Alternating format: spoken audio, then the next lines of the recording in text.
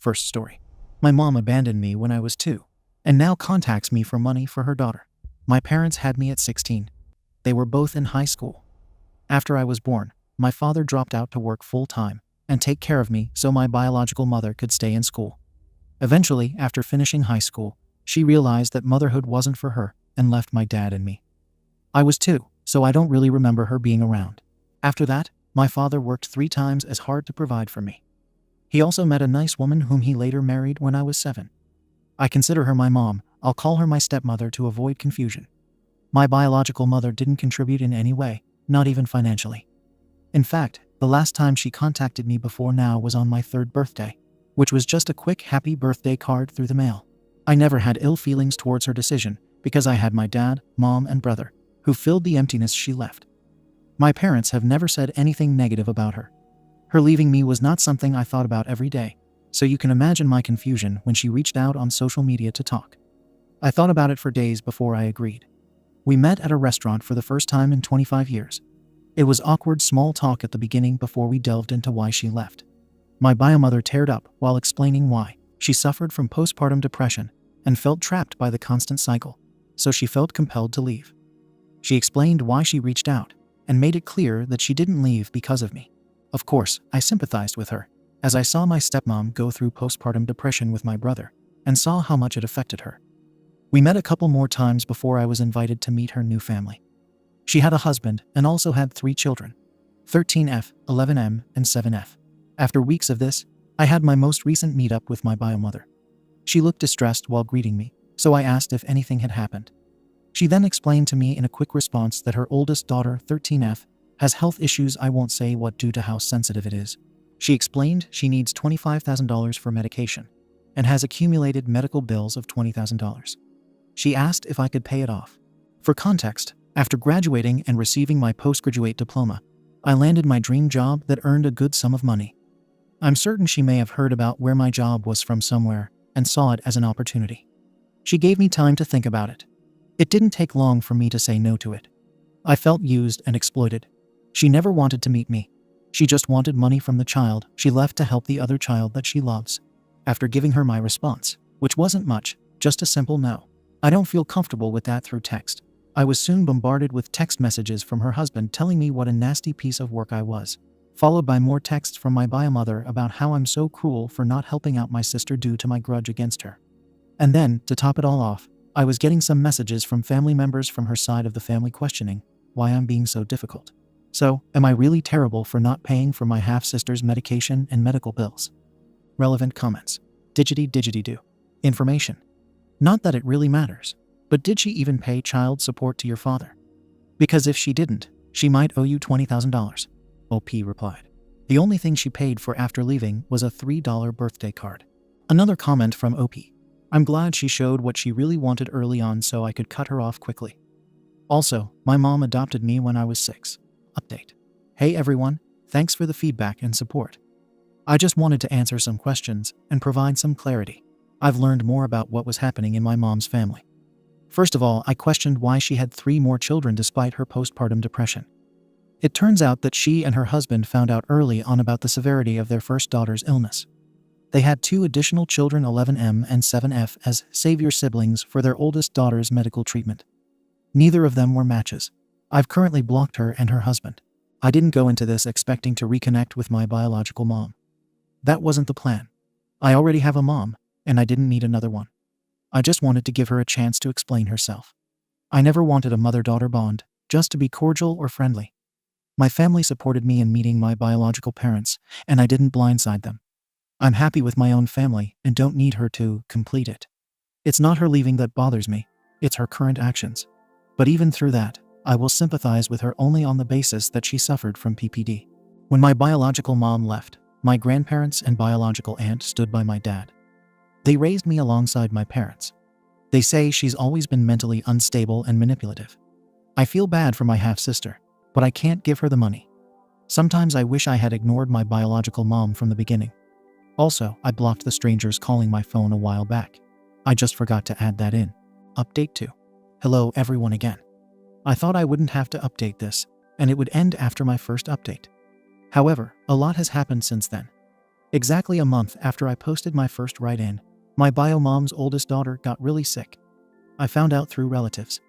By the time I could process that she was very ill, she had passed away. I felt a lot of guilt for a while, to be honest.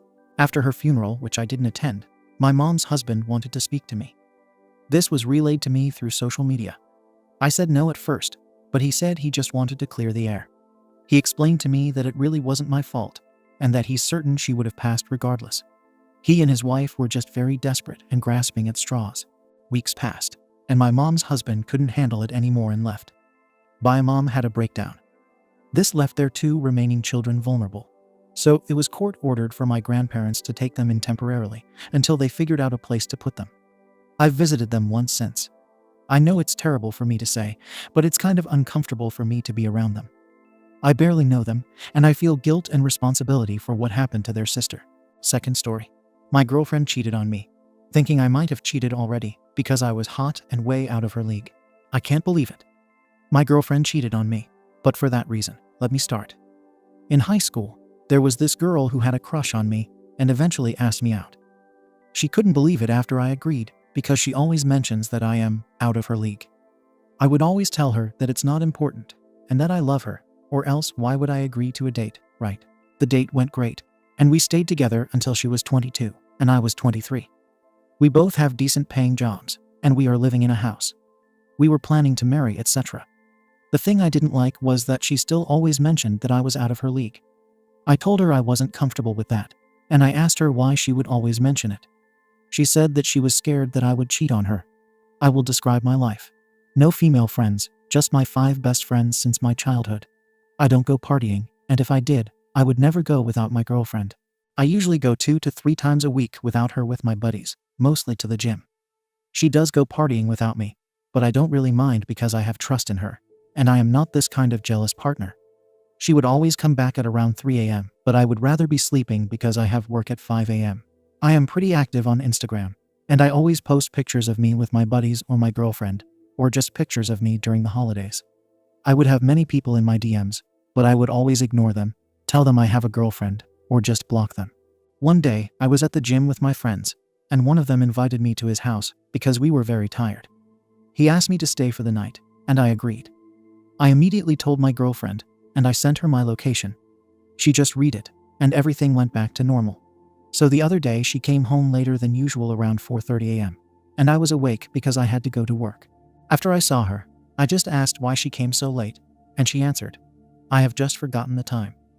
I didn't think much about it and went to work. Later that day, I got a message from her saying that we had to talk.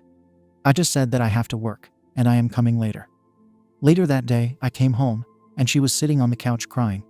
I thought someone had passed away, and I went to comfort her. I asked her what was wrong, and she told me that the day she came late, she had slept with her ex. I just looked at her, and then asked, why? She said that she is insecure because I am out of her league, and that she is pretty sure that I have cheated too, at least once. I just continued looking at her, and I said that I needed a moment, and I ran out of the house. I didn't know what to do, so I just went outside and drove my car away. I am not an emotional person, so I didn't really cry, but I was just thinking the whole time. She cheated on me. After I came back home, I saw her just acting like everything was normal, and she tried to give me a kiss, but I refused.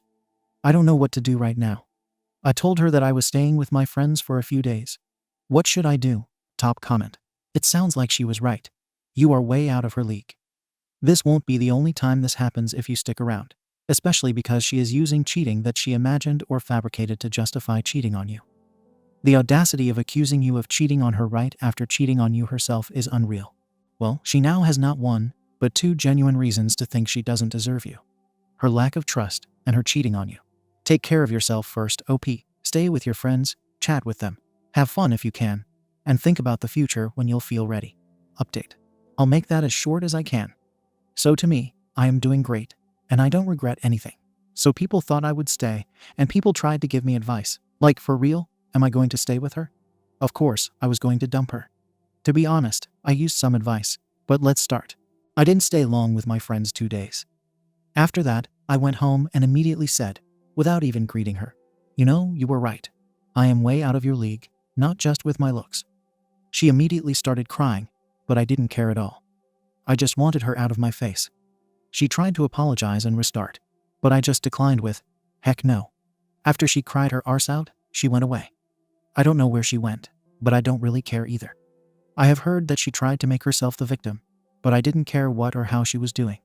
I got SHT stormed by her friends, but it was just very funny. I took it easy and went on just like normal. It's her loss, I guess. I am sorry for the short update and the late posting. Top comment. What did she think was going to happen? She was worried OP's out of her league, so therefore she cheated on him to prove it. She just decided in her head that because OP is attractive, he must have fed around because hot people can't be faithful. And therefore she gets a free pass too. And after all that, she still can't believe he's dumping her trashy arse and acting like the victim to her friends. This girl could win a gold medal in mental gymnastics. Thank you for watching the video.